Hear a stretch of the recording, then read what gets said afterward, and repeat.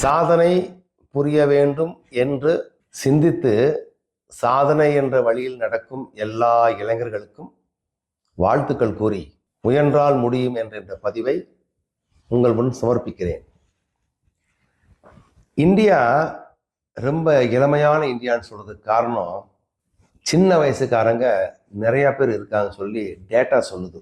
இளைஞர் சமுதாயம்னா 30லேருந்து 40க்குள்ள இருக்கிற இளைஞர்கள் அதிகமான இருக்கிற நாடு இந்தியா. இந்த சமுதாயத்தில் இன்னைக்கு 6 கோடிக்கு மேற்பட்ட பிடெக், எம்டெக், ஐஐடி, அதே மாதிரி IIM graduates, post graduates, doctorate பண்ணவங்க வேலையெல்லாம் இருக்காங்க. காரணம், படித்த சப்ஜெக்டுக்கும் கேட்குற வேலைக்கும் லிங்க் இல்லை. இது சம்பந்தமாக நான் ஒரு மோட்டிவேஷனல் ஸ்பீச் கொடுக்கறதுக்காக ஒரு காலேஜுக்கு போயிருந்தேன். என்னுடைய மோட்டிவேஷன் ஸ்பீச்சை கேட்டுட்டு ரொம்ப பேர் ஈர்ப்பாகி என்கிட்ட தொடர்பு கொண்டாங்க. நான் சொன்னேன், கிராஜுவேட் படித்தவங்க அல்லது போஸ்ட் கிராஜுவேட் படித்தவங்க ஒரு அப்ளிகேஷன் சரி எழுத தெரியாது, ஆங்கிலம் வராது, கம்யூனிகேஷன் இல்லவே இல்லை, பாடி லாங்குவேஜ் 0, எப்படி வேலை கிடைக்கும் உங்களுக்கு? ஏதாவது புது திறமையை வளர்த்துக்கிட்டால் ஒழிய வேலை கிடைக்கிறது கஷ்டம் அப்படின்னு சொல்லிட்டு கிளாஸை முடிச்சிட்டோம்.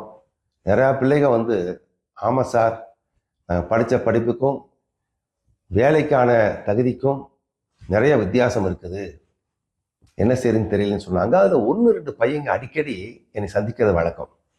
ஒரு பையன் வந்தான், சார் நீங்கள் என்ன சொன்னாலும் சரி ரெடியாக இருக்கேன் சார் அப்படின்னு சொன்னார் அந்த பையன். நான் சொன்னேன், டைப்பிங் தெரியுமா? தெரியாது சார். ஆங்கிலம் பேச வருமா? வராது சார். ஆங்கிலத்தில் ஒரு 10-20 வேர்டு கேட்குறேன், பதில் சொல்ல முடியுமா? வராது சார். ஒரு வேலை செய், துணியை தேய்க்க தெரியுமா? தெரியாது சார். சரிப்பா, எனக்கு தேய்க்க தெரியும் சொன்னோன்னே, உங்களுக்கு தெரியுமா? என் துணியை நான் தேய்க்கிறது பழக்கம், எனக்கு தெரியும் சொல்லி துணி தேய்க்கிற சொல்லி கொடுக்குறேன். நீ சங்கோச்சப்படாமல் இந்த இஸ்திரி பெட்டியில் துணி தேய்க்கிற வேலையை ஆரம்பிக்கிறியான்னு கேட்டேன். சார் நீங்கள் என்ன சொன்னாலும் சரின்னு சொன்னல, சரிங்க சார் அப்படின்னு சொல்லிட்டு பின்னால் வந்தார். இஸ்திரி பெட்டியை காமிச்சு எப்படி தண்ணி தெளித்து சுருக்கம் இல்லாமல் அழகாக தேய்ச்சி ஹேங்கரில் வைக்க முடியும் அப்படின்னு காமிச்சு, யூடியூப்பில் போய் எப்படி அழகாக துணியை தேய்க்க முடியும்னு காமிச்சு, எப்படி மடிக்கிறதுக்கு உள்ளே என்ன வைக்கணும் எல்லாம் சொல்லி கொடுத்தேன். இந்த ட்ரைனிங் முடித்த உடனே அந்த பையன் தன்னுடைய மோட்டார் சைக்கிளில் இஸ்திரி பண்ணுறதுக்கான ஒரு பாக்ஸு, அயன் பெட்டி எடுத்துக்கிட்டு அப்படியே வலம் வந்தார் ஊரை. 2 ஃப்ளாட்டில் போய், இது மாதிரி நான் வேலை இல்லாமல் இருக்கேங்க, பணம் கேட்கல உங்ககிட்ட, உங்கள் துணிமலை தேய்ச்சி கொடுக்குறேன், எனக்கு ஏதாவது காசு கொடுங்கன்னு கேட்ட உடனே அங்கே இருக்க எல்லாருமே ஒரு 10-30 துணியை கொடுத்தாங்க. காலையில் 10 மணிலிருந்து மதியானம் 3 மணி வரைக்கும், அதாவது ஒரு 5 மணி நேரம் ஒரு 30-40 துணியை தேய்ச்சா அவன் கையில் ஒரு 100-200 கிடச்சிது. அப்புறம் சொன்னாங்க, நீ வாரத்துக்கு 2 நாள் இங்கே வாப்பா, நாங்கள் துணி தரோன்னு சொன்னோன்னே வாரத்துக்கு 2 நாள் போய் அங்கே துணியை தேய்க்க, இன்னொரு ஃப்ளாட்டில் துணியை தேய்க்க, இப்படி 5-6 இடத்துல ஒரு நாளைக்கு 4 மணி நேரம், 3 மணி நேரம், 5 மணி நேரம், 4 மணி நேரம் பேசி வேலையை செஞ்சு ஆவரேஜாக செலவெல்லாம் போக, கரண்ட் செலவு, உதவியாளர் வச்சுருக்கேன் அவருக்கு கொடுக்குற சேலெல்லாம் கொடுத்துட்டு கிட்டத்தட்ட 400-450 ரூபா மிச்சம் பண்ணாருங்க ஒரு நாளைக்கு. என்கிட்ட வந்தார், சார் இந்த காசெல்லாம் உங்கள் காசு சார். நான் சொன்னேன், ஏப்பா நீ உழைச்ச காசு? இல்லை சார், நல்லா இருக்கு சார், நான் வேலை செஞ்சுக்கிட்டு இருக்கேன், என்ன செய்வேன்னு கேட்டான். நீ டைப்பிங் படிச்சுக்க 1, 2வது புதுசாக சாஃப்ட்வேர் படிச்சுக்க, 3வது தினம் 10 இங்கிலீஷ் வேர்டு புதுசாக படிச்சுக்க, இது செய்ய காலங்கள் மாறும்னு சொன்னேன்.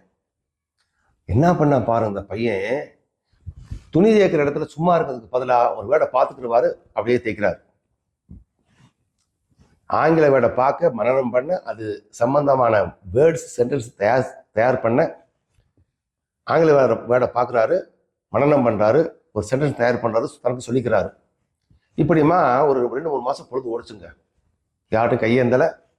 யாரோ ஒரு ஆள் பார்த்தாலு, என்ன ஆங்கிலம் எழுதிருக்கு அப்படின்னு சொன்ன உடனே, சார் இது மாதிரி எனக்கு ஒரு ஆள் இருக்கார், ஃப்ரெண்ட் இருக்காரு, அவர் சொன்னார் அப்படின்னா, என்ன படிச்சிருக்குன்னு கேட்டான். நான் பிடெக் படிச்சிருக்கேன். பிடெக் படிச்சுட்டு அயன் வேலை பார்க்குறியா? என்ன சார் என்ன கெட்ட வழக்கமா? நல்ல வேலை தானே சார், எந்த வேலையும் வேலை தானே அப்படின்னு சொன்ன உடனே, ஆமாம் நல்ல வேலை, உன் திறமையை எவ்வளோ காமிக்கிறதுக்கு இன்னொரு வாய்ப்பு தரேன், வா என் கம்பெனிக்கு வேலைக்கு வான்னு கூப்பிட்டாங்களாம். யாருக்கு வேலை கிடைக்காதுன்னு சொன்னானோ, யார் வேலை தரமாட்டான்னு சொன்னானோ அந்த பையனுக்கு வேலை கொடுக்க ஆல்ரெடி ஆனாங்க. சொன்னேன், இல்லை சார் எனக்கு ட்ரைனிங் நடக்குது, ஆங்கிலம் படிக்கிறது மாத்திரம் இல்லாமல் சாஃப்ட்வேர் ஒன்று டைப்பிங் படிச்சுட்டு இருக்கேன், இது முடித்த உடனே உங்க சொல்கிறேன் சார் சொன்ன உடனே எனக்கும் ஆனந்தம். சாதாரண ஒதுக்கப்பட்ட பையன், ஒன்றுக்கு ஆகாதுன்னு சொன்ன ஒரு பையன் பாருங்க, முயன்றால் முடியும்ன்ற நம்பிக்கையில் இஸ்திரி பெட்டியில் ஆரம்பித்த அந்த பையன் மெல்ல மெல்ல தின வருமானம் 600-750 ரூபாய்க்கு வந்துருச்சு. டைப்பிங் படிச்சிட்டாரு, ஆங்கிலம் பேச ஆரம்பிச்சிட்டாரு. பாருங்க, இயற்கை தாயோட வரம். நீ எதை தேடிக்கொண்டிருக்கிறாயோ அதுவும் உன்னை தேடிக்கொண்டிருக்கிறது. பூமி சொல்றாரு. அந்த வாக்கு பிரகாரம் அந்த பையன் இது மாதிரி ஒரு 3-4 மாதம் 5-6 மாதம் அப்படியே போக போக ஒரு வாய்ப்பு வந்ததுங்க. சிங்கப்பூருக்கு போயிட்டார் பையன்.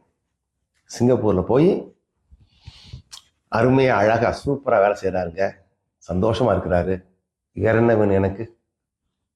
ஒரு சாதாரண பையனால் திறமையை கொண்டு வர முடியும் அப்படின்ற மாத்திரம் கிடையாது, எந்த வேலையும் வேலைதான் அப்படின்ற நம்பிக்கை இருந்ததுனால இன்னைக்கு அவனுடைய வாழ்க்கையில் புது மலர்ச்சி வந்திருக்குது. அவனுக்கு வந்த மலர்ச்சி உங்களுக்கு வரக்கூடாதா? வராமல் போயிடுமா? வர முடியும். அதை வரவழைக்கிற திறமை உங்கள் இருக்குது. ஏன்னா நீங்கள் ஆல்ரெடி திறமையான ஆளுன்றத இன்னொரு பதிவில் சொல்லியிருக்கேன். பிறந்த எல்லாரும் திறமையுள்ள ஆளுங்க. திறமையை கொண்டு வர்றதுக்கு முயன்று பார்த்தீங்கன்னா, இஸ்திரிப்பேட்டில் ஆரம்பித்தது சிங்கப்பூரில் போயிடுச்சு. உங்களுக்கு எங்கே போகும் தெரியாது இல்லையா? இஸ்திரிப்பேட்டுன்னு சொல்ல, எந்த வேலையினாலும் செய்ய ரெடியாகி அந்த வேலையில் வருமானத்தில் திறமையை பெருக்கிக்கிட்டீங்கன்னா ஆட்டோமேட்டிக்கலாக நீங்கள் ஒரு மிகவும் தேவையான நபராக இருப்பீங்க. உங்களுக்கும் உங்கள் சமுதாயத்திற்கும். முயன்று பாருங்கள், முயன்றால் முடியும். நன்றி, வணக்கம்.